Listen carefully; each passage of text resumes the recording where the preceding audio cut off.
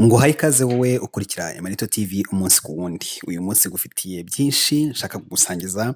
Uyu munsi ndakwereka ahantu h'uburanga, ahantu menshi bakunda kuza, ahantu menshi bavuga bati ngeze muri Canada aha niho hambere najya. Aho rero nta handi ni mu mujyi rwagati muri Toronto. Mbere kugira ngo tuhagere cyangwa se tuvuge byinshi kuriho, reka nkubwire ngo iyi ni Emmalito TV, komeza likinge, usubscribinge, utwereke urukundo, usharinga n'ibiganiro dukora. Reka rero nkwinjize gatoya nkubwire bikeya kuri Toronto, nk'abantu bajya bavuga ngo Toronto ni iki, ni mujyi ki, umeze ute, ese muri Canada ni wo mujyi mukuru, ibintu byinshi bahora babyibazaho, gusa reka nkubwire ngo uyu ni umujyi w'ubucuruzi. Hanyuma umujyi mukuru nyirizina wa Canada akaba ari Ottawa, iyo ni kapitale. Gusa wareba mu mijyi yubatswe ikomeye, Toronto ikaza ku mwanya wa mbere muri Canada. Toronto rero ni umujyi cyangwa se abenshi bakunda kuvuga ngo ni Toronto. Ni umujyi munini cyane muri Canada kandi akaba ari n'umurwa mukuru wa Ontario mu bijyanye n'ubucuruzi. Ariko nanone wavuga kapitale nyirizina akaba ari Ottawa. Uherereye ku nkengero z'amajyaruguru ashyira uburengerazuba bw'inyanja ya Ontario cyangwa se Lake Ontario. Mbibutsa ko Ontario ari intara, hanyuma umujyi akaba ari Toronto ubarizwa muri Ontario. Uyu mujyi rero wa Toronto ufite abaturage barenga 2.9 mu mujyi rwagati, naho bose bakabarirwa hafi ya 7 ubariyemo n'abari mu nkengero z'umujyi.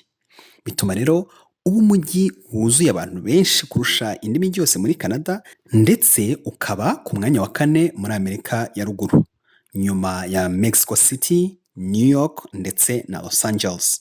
Uyu munsi ntabwo nshaka kwibasira Toronto cyane cyangwa kwivugwa byinshi, twagize umwanya uhagije wo kugana kuri Toronto murabyibuka. Gusa reka nongere nkwibutse bimwe mu byo ugomba kumenya ushatse kuza muri uyu mujyi cyangwa se gusobanukirwa byinshi muri uyu mujyi. Toronto ni umwe mu mijyi ifite abaturage bakomoka mu bihugu bitandukanye cyane ku isi. Abaturage barenga 50% burya bavukiye hanze ya Canada. Uyu mujyi ukoresha indimi zirenga 160 buri munsi. Bamwe mu baturage bawutuye usanga bakomoka muri Aziya y'Amajyepfo, Ubushinwa, Karayibe, Afurika, Uburayi ndetse n'Abarabu. Uburyo butandukanye bw'umuco bugaragarira cyane cyane mu biribwa, ibirori, umuziki. Ikindi gitangaje nubwo uyu mujyi witwa yuko ubarizwa muri Canada, hagiye harimo quartier zubatse izina kandi zizwi cyane bitewe n'abantu bahatuye. Muri zo harimo nka Chinatown, Little Italy, Greek Town, Little India, Koreatown ndetse na Kensington Market. Ikindi nakubwira gatoya ntarava muri Toronto, ni umujyi wubatswe ku nkengero z'inyanja ntoya ya Ontario nk'uko nabigusubiriyemo, ariko igakonja ku kigero kiri munsi ya 1 kugeza munsi y'10. Ubwo ni -1 degrees kugeza kuri 10 degrees. Ndagerageza kubivuga mu ndimi zose kugira ngo urukoroheye ari rwo wumva. Mu ncamake rero nkubwiye, Toronto ni umujyi w'ubucuruzi n'imari wa Canada. Ukaba uzwi nk'umujyi ufite abanyamahanga benshi cyane kandi uzwi cyane ukungahaye ku bucuruzi. Reka rero twigire mu cyo nshaka kukubwira cyane cyane cyanzanye uyu munsi. Ariyo mpamvu nkubwiye ngo iki kiganiro kigutera amatsiko, kigutume wibaza uti ese kubera iki Emmalito yafashe urugendo nk'uru nguru akagana hano hantu? Ese hano hantu hari iki? Ukihareba, ukireba abantu bari hanze, ukireba uko bameze, ukireba uko bashagaye, wageramo imbere ugasanga noneho birenze kwemera. Ese kubera iki bahaza ari benshi? Ese ni iyihe mpamvu ituma bahishimira, abenshi bakanatanga n'akayabo k'amafaranga? Ndaza kubigarukaho, ndakubwira uko hangana, ndakubwira amasaha bahasurira, ndakubwira amafaranga utanga kugira ngo ube wahinjira. Menya byinshi, kurikira, twereke urukundo. Emmalito TV irahari ku bwawe. Ripley's Aquarium of Canada ni inzu nini y'amafi n'ibinyabuzima byo mu mazi. Iherereye mu mujyi wa Toronto, mu ntara ya Ontario, mu gihugu cya Canada. Kuri adresse ya 288 Bremner Boulevard, munsi ya CN Tower. Iyi nayo izwi cyane. Aha hantu hayoborwa na Ripley Entertainment, ikigo kizwi cyane mu bikorwa by'imyidagaduro, kikaba cyarubatse izina mu mitwe ya benshi kuri slogan yacyo ivuga iti Replays, believe it or not. Amakuru y'ingenzi wamenya y'aha hantu nayakurikira. Aha hantu hagizwe n'ubuso bwa metero kare 12,541. hafite amazi arenga litiro miliyoni 5.7.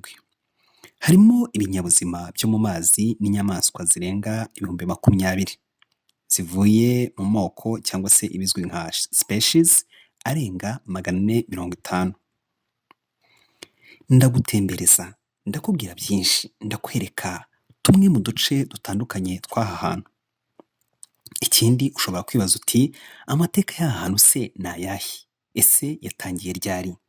Aha hantu rero hatangiye gukora mu kwezi k'Ukwakira 2013. Mu ntangiriro Ripley yari yatekereje kuhashyira Niagara Falls muri 2007, ariko ntibyashobotse, biza kwimurirwa muri Toronto ariko hatari aha ngaha. Gusa nanone ikindi wamenya kuhubaka byatangiye muri Kanama 2011. Kuhubaka kugira ngo habe hasa gutya byasabye ubufatanye bwa guverinoma ya Canada, intara ya Ontario ndetse n'umujyi wa Toronto. Ikindi ushobora kwibaza, ese hano hantu hateye gute? Ni hantu ki? Ahantu rero harimo ibice bitandukanye birimo nka Canadian Waters. Iyi ngiyi rero ni agace kagaragaza ibinyabuzima byo mu mazi ya Canada, inyanja ya Pacifique, ibiyaga binini bizwi nka Great Lakes n'ibindi. Harimo nk'ifi yitwa octopus. Akandi gace wamenya karimo hano ni ako bita Kelp Forest. Kelp Forest igaragaza ishyamba ryo mu mazi y'inyanja ya Pacifique. Rifite amazi menshi cyane angana na litiro 420. Hari akandi gace kandi kitwa Dangerous Lagoon. Uyu akaba ari umuyoboro munini ahantu banyuramo. Abantu benshi baba bahasuye bashobora kureba amafi manini nka za sharks n'ingona zo mu mazi. Gusa ntabwo bivuze ngo sharks nka shark cyangwa se iriya fi ya mbere nini ku isi na za whales ziba zirimo, ariko ni bimwe mu byerekana izo fi n'inyanja zikunze kuba zirimo. Hari akandi gace kitwa Planet Jellies. Aha rero harimo ibinyabuzima byitwa jellyfish bigaragara mu mucyo w'amabara atandukanye. Akandi gace wamenya kabarirwa muri iyi aquarium harimo Ray Bay Untouchable. Aha rero abashyitsi bashobora gukorakora no kwegera amafi yitwa rays. Turasangamo akandi gace kitwa The Gallery.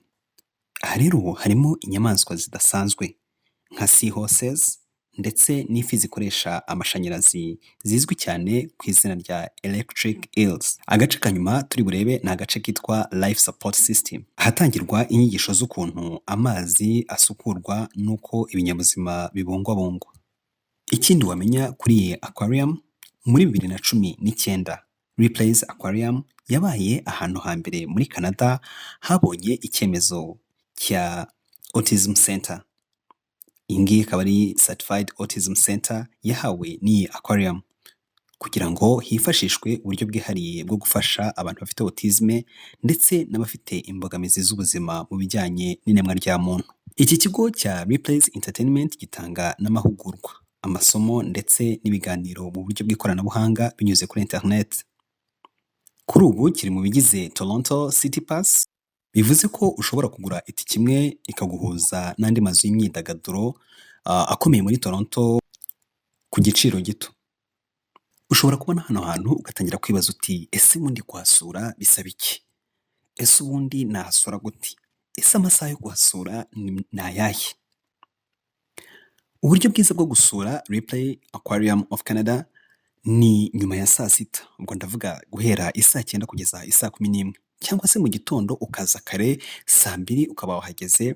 Hagati ya saa 2 na saa 4 aba ari amasaha meza, kuko mu mpera z'icyumweru cyangwa se muri weekend haba hakunze kuba abantu benshi cyane, ku buryo bishobora kugusaba kuhasura iminsi y'akazi. Ubwo ndavuga hagati cyane cyane yo kuwa mbere no kuwa kane, kugira ngo nibura ube washobora kuhagirira ibihe byiza ndetse n'abawe mu gihe muri mu butembere. Ikindi wamenya, iyo uhasuye wemererwa kumaramo hagati y'amasaha 2 n'3. Gusa bitabujije ko niba ushaka kureba buri kantu neza cyangwa se kureba amafi agiye atandukanye uri kumwe n'abawe cyangwa se harimo n'abana, ushobora gukoresha amasaha arenga 4. Ikindi ugomba kumenya cyangwa se kwitondera, iyo usuye hano hantu wemerewe gufata amafoto, ariko nanone ukirinda flash, ibizwi nk'umurabyo cya gihe ufata amafoto, kuko bibangamira amafi ari mu mazi, bikaba rero byatuma yikanga cyangwa se hakagira n'ikindi kibazo kiba. Ku bijyanye n'amatike, iyo uguze online mbere y'igihe birahenduka kandi ukaba wizeye kwinjira, ariko nanone iyo ushatse kuyagurira ku muryango ushobora gusanga zashize. Ikindi cyiza nakubwira ni uko iyo ugiye gusura n'andi mazu akomeye muri Toronto nka za CN Tower, Toronto Zoo cyangwa se za Ontario Science Center cyangwa City Pass, iyo tike wakoresheje n'ubundi muri aquarium ishobora kugufasha kwinjira ku giciro cyo hasi.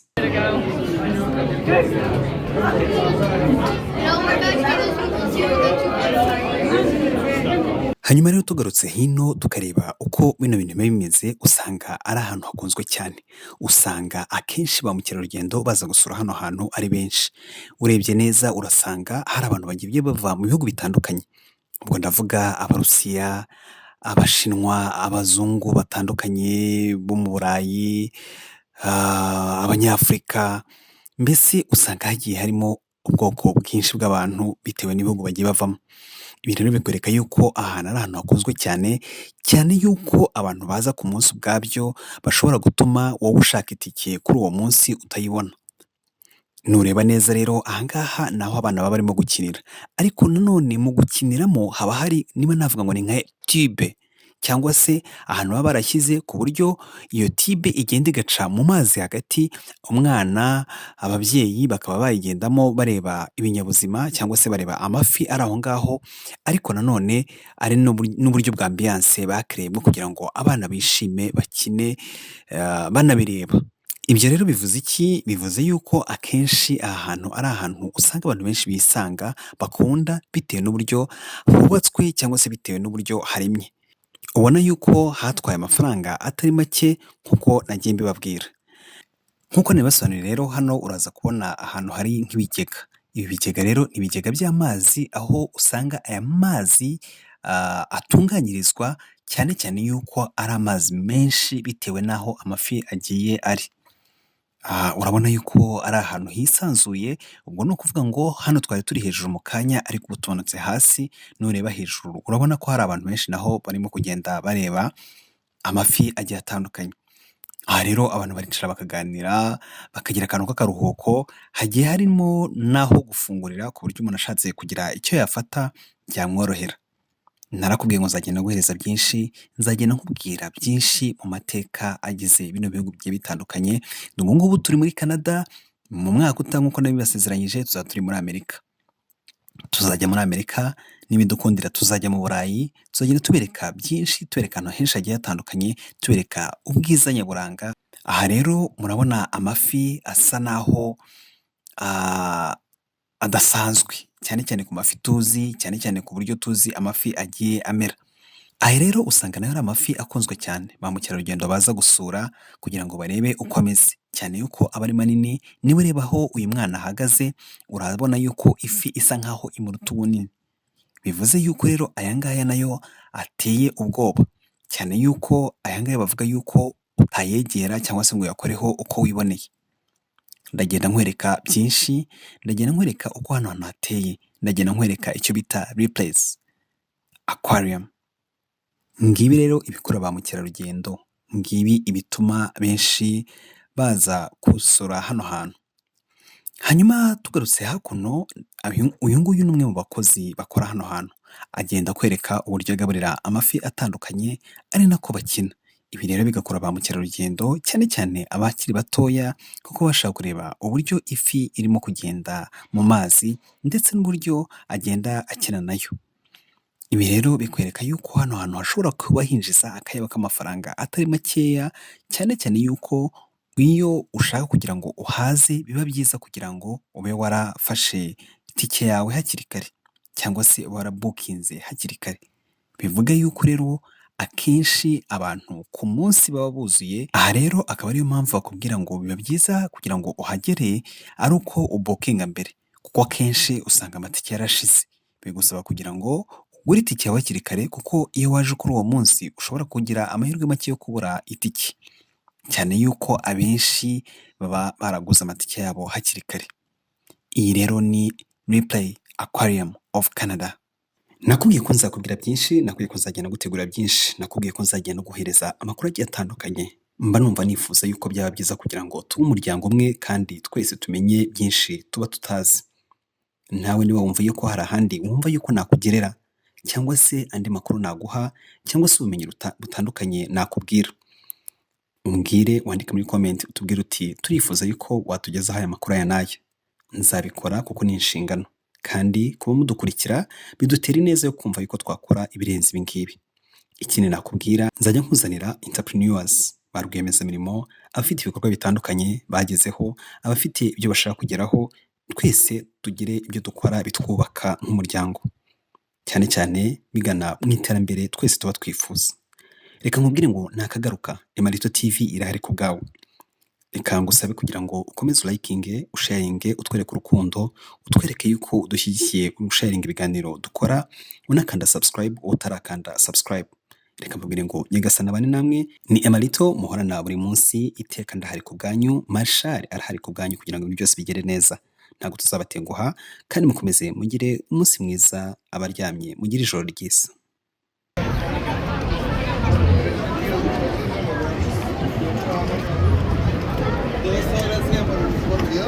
Share, comment, like, and subscribe on Emmalito TV.